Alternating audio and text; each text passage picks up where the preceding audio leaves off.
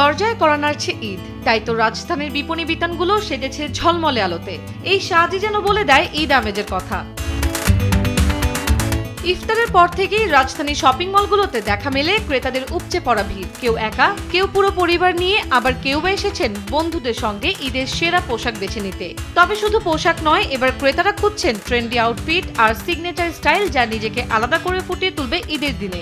আমরা ফ্রেন্ডরা মিলে আসছি একটু আলাদা দেখতে চাই সবার থেকে। আমি যদি আপনার মতো দেখতে লাগি তাহলে তো দেখা যাবে যে ও তোমাকে একটু ওরকম লাগছে, তোমাকে একটু ভালো লাগছে, এটা কেউ বলবে না। একটা কমপ্লিমেন্ট পাওয়ার জন্য দেখা যায় আমরা একটু নিজেদেরকে সিগনেচার লুকে চাই। মেয়েদের পোশাকের বাজারে এবার সিম্পল কিন্তু এলিগেন্ট লুকের জয় জয়কার।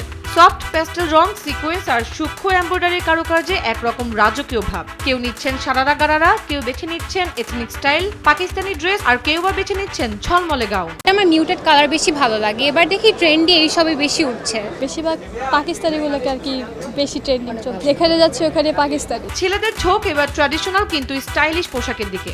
এবার এথনিক লুকের প্রতি ঝুঁকছেন সবাই। কেউ বা খুঁজছেন হাতে ও গলায় সূক্ষ্ম কাজের লিনেন পাঞ্জাবি, আরামদায়ক টি শার্ট, শার্ট, ডেনিমের প্যান্ট, এই সব কিছুতেই আধুনিকতার ছোঁয়া। কালার প্যালেটের দাপট দেখাচ্ছে কফি, অলিভ, গ্রে। বিক্রেতারা বলছেন ঈদের দিন যত ঘনিয়ে আসছে বেচা বিক্রিও ঠিক ততটাই বাড়ছে। টি শার্ট, একটু জিন্স, এইগুলো পড়তে পছন্দ করি। এখন মার্কেটটা তুলনামূলক আগের থেকে একটু জমছে, মাঝখানে একটু খারাপ ছিল। এখন মোটামুটি যা আছে আলহামদুলিল্লাহ ভালো।